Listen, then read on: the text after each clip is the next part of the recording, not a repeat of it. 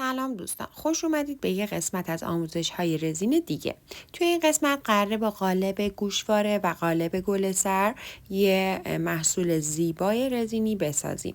توی قسمت های قبلی بهتون گفتم که کارتون رو چجوری پرزگیری کنید. برای اینکه قالبمون تمیز در بیاد باید با چسب نواری ما داخل قالبمون رو پرزگیری کنیم.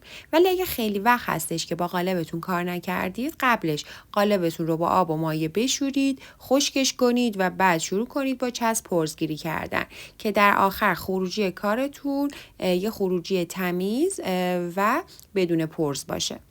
رزینمو از قبل ساختم. برای قالب رزین زیادی نباید بسازید، مخصوصا قالبای به این کوچیکی، و من تصمیم گرفتم که امروز داخل رزینم یه سری متریال استفاده کنم. توی هر کدوم یعنی متریال های متفاوت استفاده کنم. توی یکیش میخوام طرح ساحل کار کنم و بنابراین میخوام از شن ریز استفاده کنم و توی بقیهش میخوام استیکر کار کنم.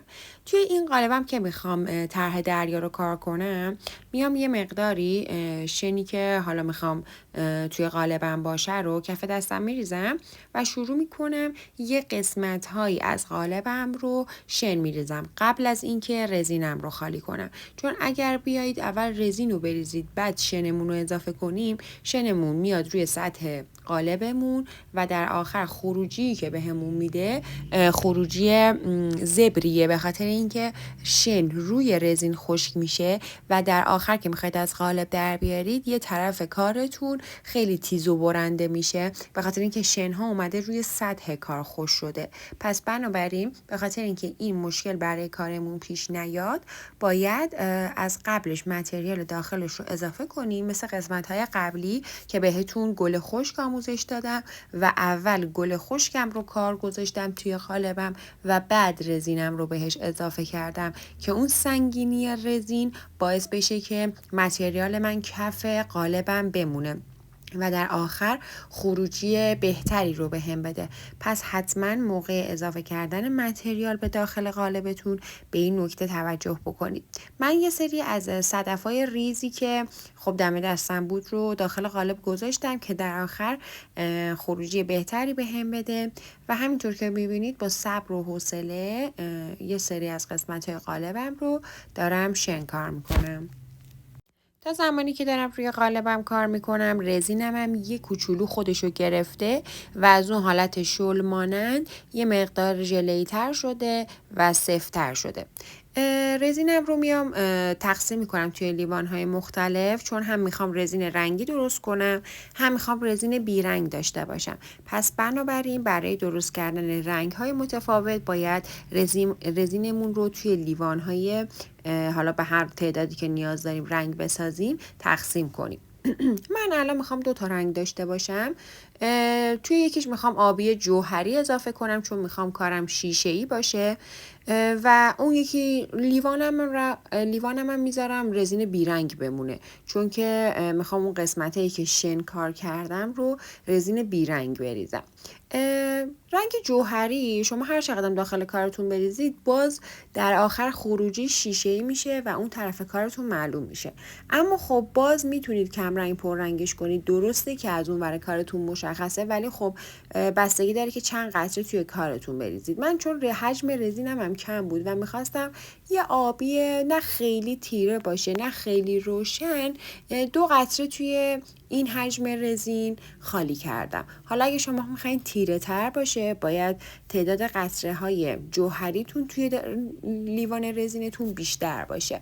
اگر هم میخواید کم رنگ تر باشه که 1 قطره بریزید کافیه، ولی کلا پیشنهاد من اینه برای رنگ جوهری که شما از اول 1 قطره رنگتون رو اضافه کنید. من الان مثلا رزینم رو خالی کردم داخل قالبم، دیدم که رنگش کم رنگه و بنابراین دوستشم پر رنگ تر باشه، به خاطر همین 1 قطره دیگه بهش اضافه کردم.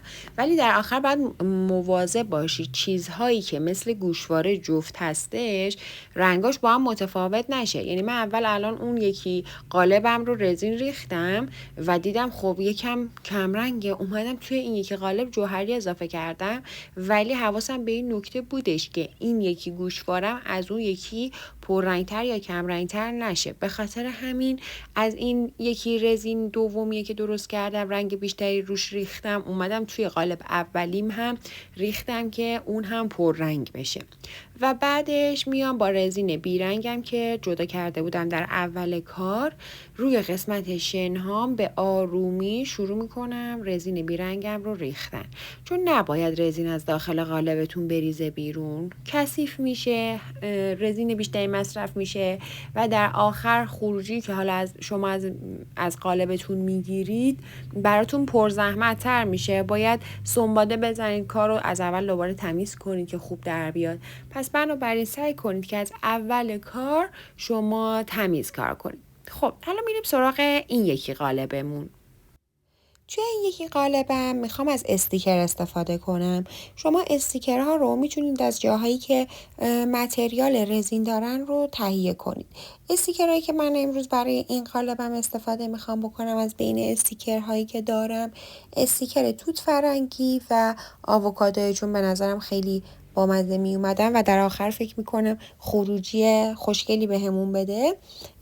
شما این استیکرها رو حالا میتونید توی ابعاد بزرگتر هم تهیه کنید چون موجود هست، ولی چون قالب من کوچیکه و قالب برای گوشواره هستش من از ریزترین سایز استیکر استفاده میکنم، ولی استیکرها توی سایزهای متفاوت توی فروشگاه ها براتون توی دسترس هستش.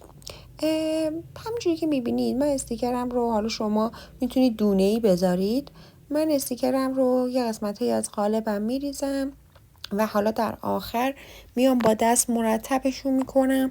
شما میتونید اصلا از اول اگر ناخن دارید، حالا نمیتونید، میتونید با استفاده از موچین دونه دونه استیکرها رو بردارید و داخل قالبتون جاگذاری کنید، هر قسمت از قالبتون رو که میخواید. من بعد از اینکه استیکرهام رو ریختم داخل قالب اومدم با استفاده از خلال دندون یه قسمت هایش رو حالا از هم جدا کردم، اون جایی که استیکرم زیاد به هم چسبیده و اون طرحی که میخواستم رو در آوردم، پخششون کردم. حالا دقیقا همین کاری که با این استیکر توت فرنگی کردم با اون یکی استیکر آووکادو هم انجام میدم. جاهای خالی که مونده رو با استیکر آووکادو دارم پر میکنم که کل ابعاد گوشوارم پر بشه از استیکر.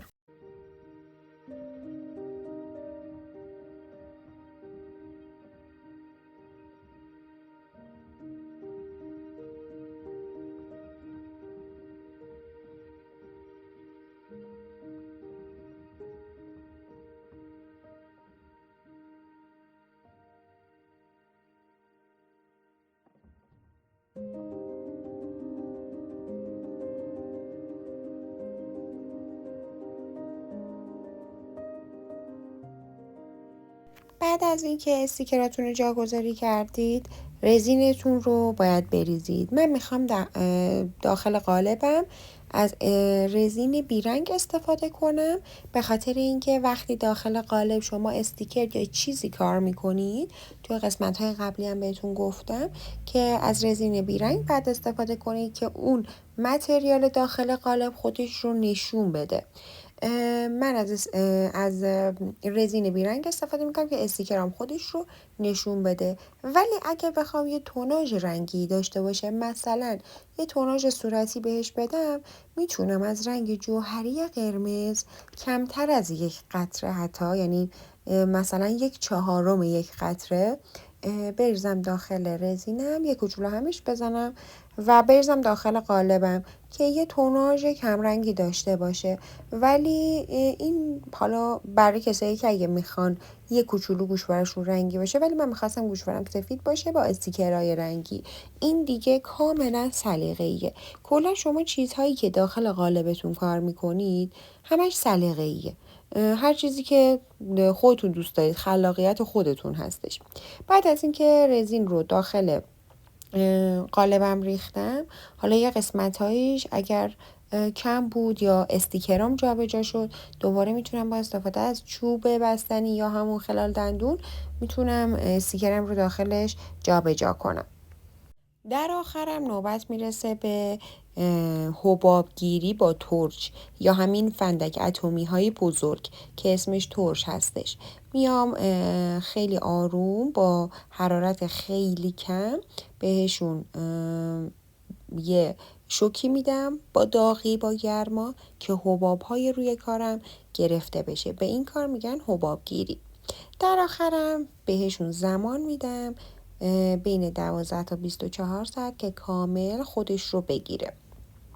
میرسیم نوبت به کار با قالب گل سر که چند تا قالبای مختلف داره.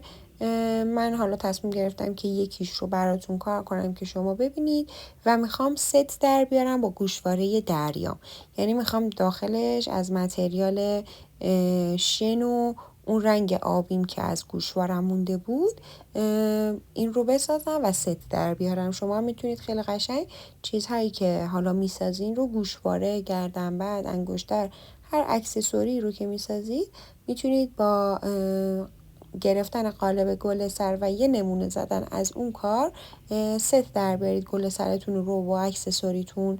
من هم خواستم این کارو کنم، پس اومدم مثل قالب گوشوارم اول شنم رو ریختم، اون قسمتی که میخواستم شن پر کنم رو شنم رو ریختم و بعدش با چوب بستنی شروع کردم رزین آبیم رو یه طرف دیگه قالب ریختم و خالی کردم.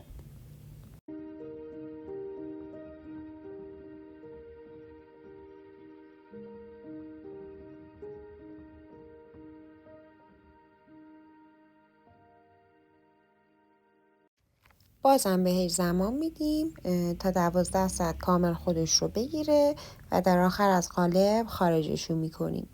خب 24 ساعت گذشت از ساخت اینا و من میخوام که از داخل قالبم کارم رو در بیارم. خیلی آروم از یه گوشه کارم شروع میکنم محصولاتم رو خارج کردم. همینجوری که میبینید خروجی کار عالی شده. خیلی دوست دارم، مخصوصا این گوشوارهه به نظرم خیلی کیوت و بامزه است.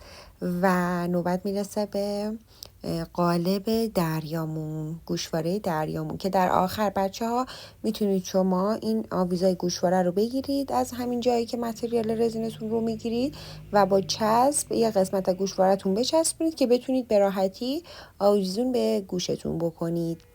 خروجی کارا رو خیلی دوست دارم، خیلی خوشگل شده. همین ست دریا همون کاری که توش استیکر انداختم و مطمئنم شما هم توی منزلتون بسازید خروجیش به همین قشنگی که داخل ویدیو دارید میبینید. امیدوارم که از دیدن این ویدیو آموزشی لذت برده باشید. خوشحال میشم که منو سابسکرایب کنید، به ویدیوهای آموزشی دیگم سر بزنید که خیلی براتون کاربردیه و قرار کلی آموزش های جدید و ترند براتون داخل ویدیوها آپدیت بشه. ممنونم که منو دنبال میکنین.